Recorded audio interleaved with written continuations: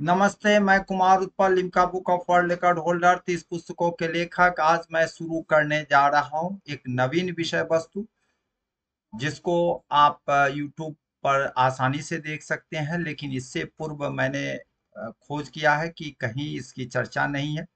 ऐसी पुस्तक जिसमें विषय आपको दो है और पुस्तक एक है, अर्थ भी दो हैं, तो यह बड़ा ही विश्वसनीय है और बहुत ही आपको यूनिक है। यूनिक का मतलब है कि इस तरह की पुस्तक का लेखन भारत में ही हुआ है मुख्य रूप से, और यह संस्कृत में हुआ है। और यह जो मैंने जितना संकलन किया है, इसमें हमारे पूर्वजों का आशीर्वचन है और हमारे परिवार का आशीर्वचन है कि इन सभी विषयों पर मैं दे रहा हूँ। और यह बीपीएससी और यूपीएससी में तो पूछे ही जाएंगे, अन्य पब्लिक सर्विस कमीशन में पूछे जाएंगे। Dual work with double meaning book, मैं आपको बता ही दिया हूं कि मैं ऐसे परिवार में मेरा जन्म हुआ जहां पर चार महान विद्वान हुए संस्कृत के, पंडित वैद्यनाथ झा, पंडित ईश्वरनाथ झा, पंडित नमोनाथ झा, पंडित आपको अन्य भी परिवार में रहे हमारे जो बहुत बड़े पंडित रहे। पंडित गौरीनाथ झा रहे। इसके बाद मेरी पत्नी कुमारी वंदना भी आचार्य हैं और वह भी शिक्षा शास्त्री की हुई हैं। तो मैं इन सारी विषयों को, बहुत सारी पुस्तकों को आपको शोध कर करके, बहुत सारी पुस्तकों का अध्ययन कर करके मैं इस विषय वस्तु पर आपको बता रहा हूं, जो बहुत ही महत्वपूर्ण है। मैं आपको बता रहा हूँ, यह जो आपका पहली पुस्तक है, हरिश्चंद्र नलोपाख्यानम। हरिश्चंद्र नलोपाख्यानम, इसको आप ध्यान रखेंगे। यहाँ पर लिखा हुआ है हरिश्चंद्र नलोपाख्यानम। राजा हरिश्चंद्र और नल एवं दमयंती की कथा है। एक साथ यहाँ देख रहे हैं राजा हरिश्चंद्र हैं, और उनकी पत्नी और बेटे वाला चित्र से आप समझ जाएंगे कि हरिश्चंद्र का है।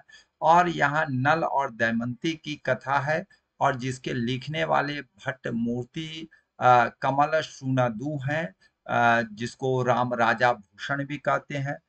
मैं आपको यह कहना चाह रहा हूं कि यह बहुत ही महत्वपूर्ण है और बहुत ही यूनिक इस तरह की पुस्तकें हैं। मैं आपको, और यह जो है आपको अरु गणती नरसराय को समर्पित किया गया। ये विजयनगर के साम्राज्य के ही ये सभी आपको विद्वान थे, खास करके भट्टमूर्ति, कमल सुनदु। और यहाँ पर है आपको एक और है जो कृष्णदेव राय, विजयनगर साम्राज्य के आपको अष्टदिग्गज के रूप में जाने जाते थे। पिंगली सूरना की कविता भी द्विअर्थी, दोहरे अर्थ के साथ एक साथ रामायणम और महाभारतम के कथाओं को संदर्भ देती है। उस पुस्तक का नाम है, आप देख रहे हैं यहाँ पुस्तक का जो नाम है, राघव पांडवेयम। राघव पांडवेयम, तो इसको ध्यान रखिएगा। ये भी विजयनगर साम्राज्य से जुड़े हुए विद्वान हैं, और खास करके यह तो अष्ट दिग्गज थे आपको कृष्णदेव राय का। आइए मैं आगे आपको बताने जा रहा हूँ। राघव यादवीयम, यह 17वीं सदी के कांचीपुरम के कवि वेंकटाध्वरी के संस्कृत स्त्रोत हैं, जिसकी कविता को अगर सीधे आप पढ़ते हैं तो राम कथा बनती है, और उल्टा क्रम में पढ़ते हैं तो कृष्ण कथा बनती है। इस तरह की जो अति विशिष्ट और विशिष्ट पुस्तक है, मैं आपको बता रहा हूँ, पूरे भारत में ही नहीं, पूरे विश्व में इस तरह की किताब नहीं आपको मिलेगी। और यह संस्कृत साहित्य में भी मिलेगी, राघव यादवियम। तो मैं आपको बता रहा हूँ कि यह पुस्तक है कि अगर आपको मैं फिर से बता दे रहा हूँ, राम कथा बनती है सीधे पढ़ेंगे तब, और उल्टे पढ़ेंगे तो कृष्ण कथा बनती है। तो यह बहुत ही यूनिक पुस्तक है, वेंकटाध्वरी लिखे हैं, इसको ध्यान में रखिएगा। चौथी पुस्तक जो है आपके पाल वंश से जुड़े हुए हैं, रामचरित काव्य। पाल जो राजा रामपाल के दरबारी कवि संध्याकर नंदी द्वारा संस्कृत में रचित रामचरित काव्य है। वैसे आपको मैं बता देता हूँ, रामपाल के दरबारी कवि संध्याकर नंदी के पिताजी प्रजापति नंदी थे। आपको यह मालूम होगा, लेकिन बचपन में इनके साथ आते जाते रहने से रामपाल के बारे में इनको बहुत ही अधिक श्रद्धा भाव आ गया। लेकिन इनके बाद वाले जो राजा थे, उनके साथ यह राज दरबारी के रूप में काम किए हैं। तो रामपाल जो हैं वह आपको किताब रामचरित काव्य के द्वारा दो चीजों को वर्णन किया। पहली जो चीज है वह रामायण है इसमें, और दूसरी चीज है रामपाल राजा के बारे में। मीन्स एक साथ रामायण भी है और एक दूसरे रामपाल की भी कहानी इसी के साथ है।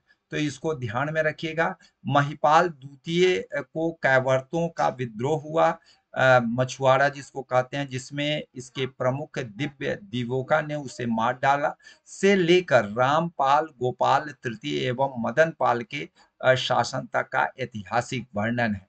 तो यह मदन पाल जो हैं, इसके शासन काल में यह रामचरित काव्य लिखे गए हैं और उसके दरबारी कवि थे। लेकिन आपको अगर डायरेक्ट प्रश्न पूछे जाएंगे तो आप कहिएगा मदन पाल के यह दरबारी कवि थे।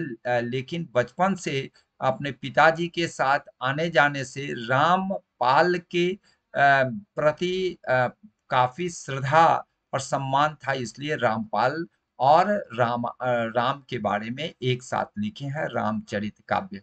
यह पुस्तक आप देख रहे हैं, एशियाटिक सोसाइटी ऑफ बंगाल के द्वारा यह पुस्तक लिखी गई है, आप देख रहे हैं। मैं आपको स्रोत के रूप में गूगल स्रोत तो बहुत बड़ा स्रोत है, आप विशेष अध्ययन कर सकते हैं। प्राचीन भारत की राजनीतिक और सांस्कृतिक इतिहास प्रोफेसर राधाकृष्ण चौधरी जी की है, बहुत अच्छी पुस्तक है, इसमें भी विशेष अध्ययन कर सकते हैं। भारत का इतिहास एल श्रीवास्तव जी का है, इसमें भी आपको विजयनगर साम्राज्य के बारे में बहुत कुछ मिल जाएगा। ये history of India Elliot and Dowson साहब का है, इसमें भी बहुत सारी चीज मिल जाएगी। आज मैं यही बता रहा हूं कि एक पुस्तक में दो विषय वस्तु और एक पुस्तक में दो तरह के द्विअर्थी संवाद की बात की गई है। जय।